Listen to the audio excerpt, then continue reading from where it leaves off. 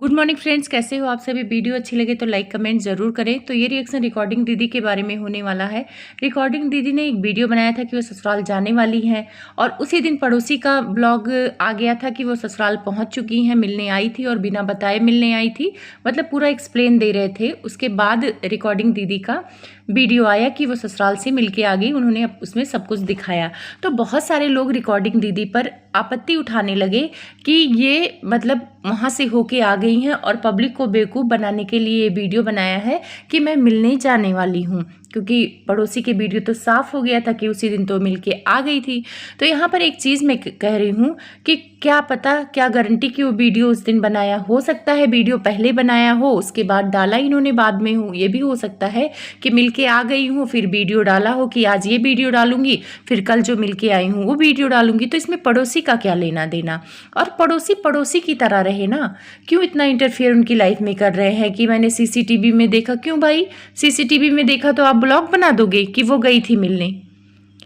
उनकी कोई सेफ्टी नहीं है, 2 बच्चियों को लेकर वहां पे गई थी तो वो बता के जाती तो हो सकता है इतने सारे दुश्मन पाल रखे हैं उन्होंने। इतना बवाल मचा हुआ है, वो घर छोड़ के चली गई हैं, अपना सुकून से रह रही हैं। अगर मान लो वो बता के आती तो उनके साथ कुछ अनहोनी हो जाती, फिर उसका कोई जिम्मेदारी कौन लेता। बाहर वाले ही उनके दुश्मन हो रखे हों। जैसे उनके राजवीर जी की डेथ हो गई, एक्सीडेंट करा दिया गया, तो हो सकता है उनके बच्चियों के लिए भी खतरा हो, तो वो अपनी सेफ्टी देख के गई, पहले मिलके आ गई, फिर अपना ब्लॉग डाला, क्योंकि अपने पब्लिक को तो बताना है कि भाई मैं वहाँ जाने वाली हूँ। तो ये चीज़ें ना मुझे सही नहीं लगती हैं। पड़ोसी को पड़ोसी की तरह रहना चाहिए। और इनके सास ससुर की भी गलती है, मैं सपोर्ट करती थी, पर मुझे अब नहीं सही लग रहा है कि पड़ोसी को हर चीज़ बताना। और पड़ोसी से क्या लेना देना है कि सीसीटीवी में किसके घर कौन आ रहा है जा रहा है। सीसीटीवी चोर उचक्कों के लिए लगाया गया है, ये नहीं कि पड़ोसी के घर में ताक झाक करो कि कब कौन उनके घर आया है कौन नहीं आया है।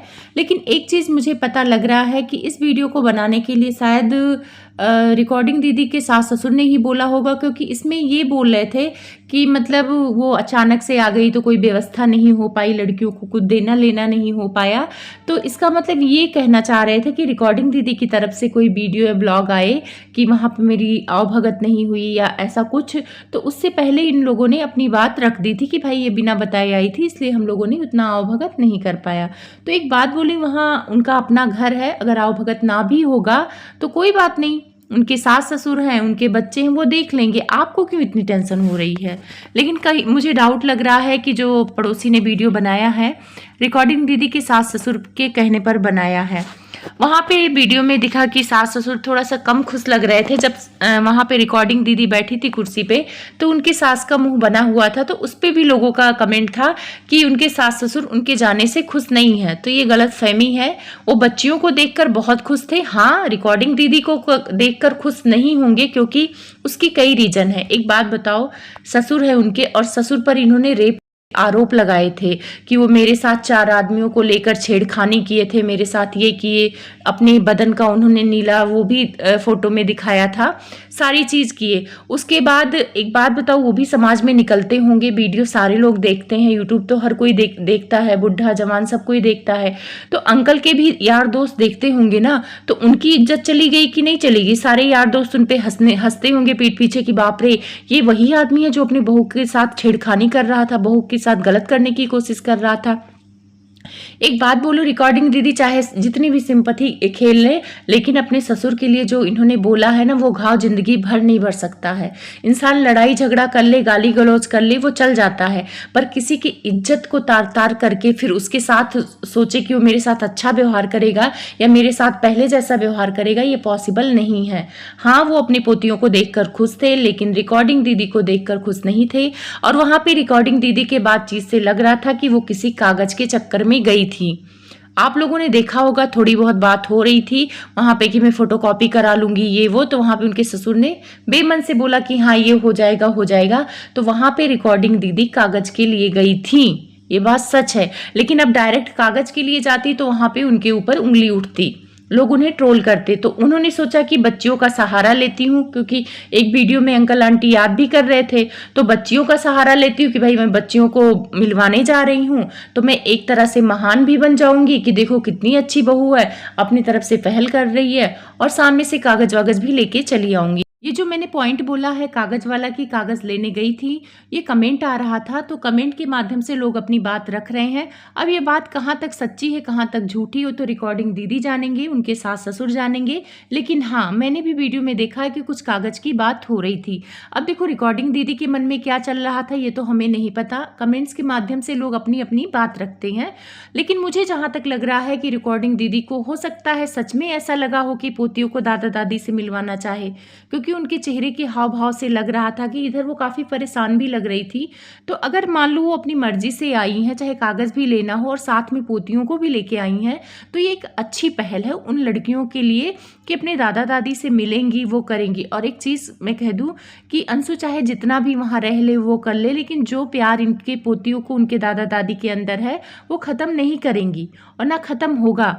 तो इनको अपने दादा दादी से मिलने का हक है और दादा दादी को इनसे मिलने का हक है।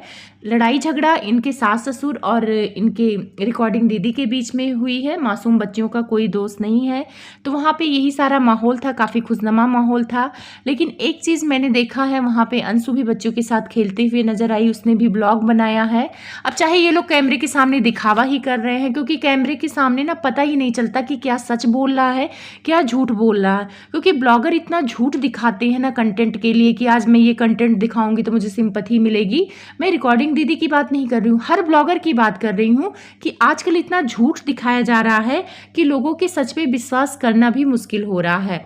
बहुत सारे लोगों का मतलब है कि रिकॉर्डिंग दीदी का व्यूज़ कम आ रहा था इसलिए उन्होंने ये कंटेंट बना लिया है। पहले भी बच्चा लेने का कंटेंट बनाया था तो लोगों ने कहा कि लखनीत से कॉपी किया है। तो ऐसे कमेंट्स आते हैं और कमेंट्स वीडियो के माध्यम से आते हैं। देखो वीडियो हर कोई देखता है लेकिन सबकी सोच अलग अलग है, तो सब अलग अलग तरीके से सोच रखता है, इसी वजह से अलग अलग कमेंट होता है। लेकिन मुझे बहुत अच्छा लगा कि वहाँ पे ये गई रिकॉर्डिंग दीदी, और रिकॉर्डिंग दीदी के लिए भी बहुत आसान नहीं रहा होगा ससुर के सामने बैठना, उनसे सामना करना, क्योंकि ससुर को उन्होंने बहुत गंदा बोला और ससुराल वालों ने भी इन्हें उल्टा सीधा बोला है। ऐसा नहीं है कि एक ही तरफ से सारी चीज़ें गई हैं, उधर से भी चीज़ें आई हैं और ज़्यादातर चीज़ें ना पड़ोसी की तरफ से आई हैं। तो मैं बोलूँगी कि पड़ोसी जी आप दूर रहिए। ये जो रिकॉर्डिंग दीदी हैं और सास ससुर हैं वो एक ही खून है, और खून कितना भी लड़े झगड़े अंत में एक हो ही जाता है। और देखना यही रिकॉर्डिंग दीदी सास ससुर सब एक होके रहेंगे, और जो बाहरी लोग इसमें इंटरफियर कर रहे हैं वो बाहर के ही लोग रहेंगे। एक चीज़ मुझे बड़ी अजीब लगी कि इन लोगों को खाना क्यों नहीं पूछा गया। रिकॉर्डिंग दीदी वहाँ आके 4 बज रहा था, वो खाना खा रही थी, तो मुझे ये चीज़ बुरा लगा कि सास को भी क्या समझ नहीं थी कि सुबह के 8 बजे के निकले हुए हैं, और अंशु को भी समझ नहीं थी कि चलो कम से कम खाना पूछ लें। तो शायद उन लोगों के मन में अभी इन लोगों के लिए उतना प्यार नहीं है, सिर्फ दिखावा है सास ससुर के अंदर। ऐसा लोगों का कहना है, नहीं तो कोई भी खाना पूछता। और खाने वाली बात भाई रिकॉर्डिंग दीदी ने अपनी वीडियो में बोला है, अब वो तो बोलेंगी ही ना जब उनको वहाँ खाना नहीं मिला। 4 बजे वो ढाबे पे खा रही हैं, जबकि वो 8 ही बजे के निकली हैं। मान लो 2-3 घंटे का रास्ता है, तो 10-11 बजे अगर कोई पहुँचता है तो सामने वाले बंदे को पता होना चाहिए कि वो खा के थोड़ी आया होगा। तो कुछ ना कुछ नहीं खाना था, मान लो नहीं पता था कि ये लोग आने वाले हैं तो अपने भर का बना था, तो कुछ नाश्ता वगैरह ही अंशु बना के खिला सकती। बेटियाँ सिर्फ आम खाई थी और उसके बाद ये लोग मिलके आ गए थे। तो ये खाने वाली बात ना मुझे अजीब लगी। बाकी जो भी था रिकॉर्डिंग दीदी की तरफ से अच्छा कदम है, और सास ससुर को भी मन में थोड़ा सा चीज़ें निकाल के अपना लेना चाहिए। लेकिन सास ससुर का मुझे थोड़ा डाउट लग रहा है, क्योंकि जो उन पे इल्ज़ाम लगे हैं ना बहुत बड़ा लगा है, क्योंकि कैरेक्टर पर उंगली उठ गई है उनके ससुर की। तो वो चीज़ें भूलते भूलते वो लोग भूलेंगे। उन्होंने अपनी बहू के कैरेक्टर पर उंगली नहीं उठाया है कि मेरी बहू खराब है। चाहते तो वो भी उंगली उठा सकते थे रिकॉर्डिंग दीदी पर कि ये पति नहीं है, मेरे ऊपर डोरे डाल नहीं है, मुझे गलत निगाह से देख रही है। ससुर ये भी बोल सकते थे और लोग विश्वास भी करते। जैसे ससुर के लिए लोग विश्वास कर रहे हैं, रिकॉर्डिंग दीदी का सपोर्ट कर रहे हैं, वैसे ससुर का भी करते। पर ससुर ने एक भी अपशब्द रिकॉर्डिंग दीदी को नहीं बोला है, और ये रिकॉर्डिंग दीदी को कहीं ना कहीं इस बात का गिल्ट होगा। जैसे अपने पति को लेकर है कि उन्होंने अपने पति को उल्टा सीधा बोला, उनकी रिकॉर्डिंग भी लगाई, जो इंसान इस दुनिया में नहीं है उसको गाली पड़वाई। तो इस बात का इनको तकलीफ है और उस बात के लिए वो बार बार माफ़ी मांग रही हैं। तो अगर कोई माफ़ी मांग रहा है तो उसे माफ़ करना बड़ी बात है और माफ़ कर देना चाहिए अगर गलती का एहसास है। और मैं तो चाहती हूँ कि ये दोनों फैमिली हंसी खुशी मिलके रहे।